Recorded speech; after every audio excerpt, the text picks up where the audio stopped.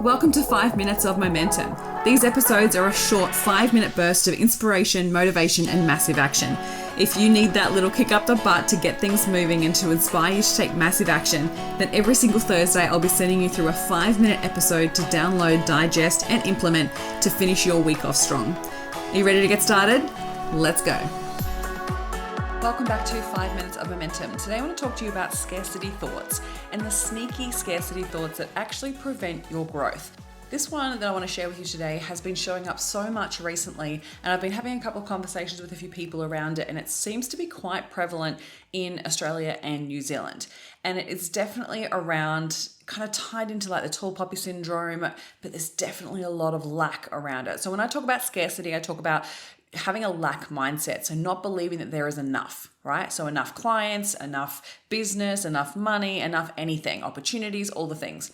And so these scarcity thoughts can play on our minds and prevent us from taking action in ways that could serve us to create more abundance.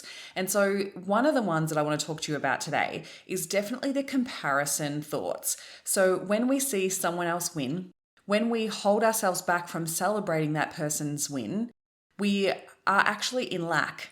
So I want you to start to pay attention. Like when you're thinking about supporting someone else, or you're thinking about celebrating someone else, or you're thinking about even just doing the smallest of things, from sharing someone else's content or celebrating someone else on your stories or commenting on someone's post. Like, it's such a sneaky way that scarcity shows up and this lack mindset shows up by thinking, sometimes you don't even know that it's happening, right? This is why I wanted to highlight, and this is why it's so sneaky, is because that deep down thought that we have, it's like, oh, if I share this, it might take away from what I will gain. So if I share this, then someone else might work with them rather than working with me. If I comment on them, then maybe a client will see that and they'll go work with them instead of working with me. Or if I go and celebrate them, what if I share their win? Or what if I celebrate them in some way? Then I'm taking away from what's available for me. Or they're getting these opportunities and I'm not getting these opportunities. And if I share theirs, or if I celebrate theirs, then it's going to take away from what's available for me.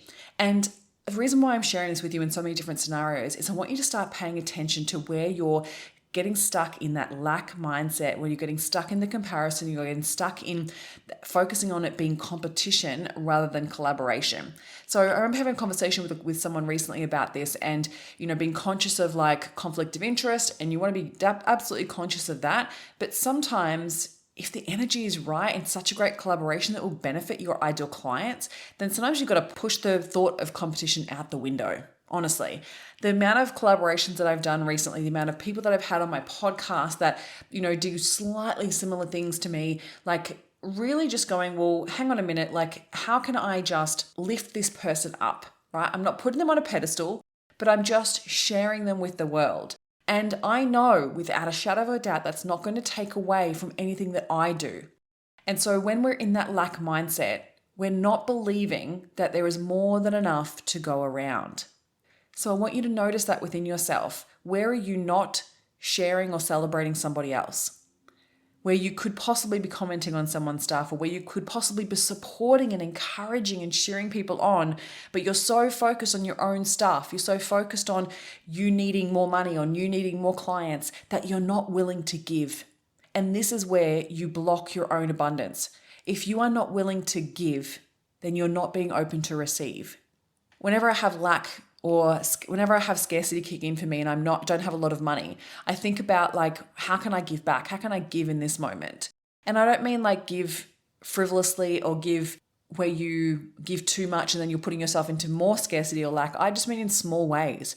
So I think about how I can give of my time. I think about how I can give of my love, my attention, my encouragement, how I can give of small little things. I might buy someone a coffee, or I might, celebrate someone, or whatever it might be. Like I'll do small little things which don't necessarily cost me a lot of money, but it's just showing the universe that I'm trusting that there will be more. I know more is coming.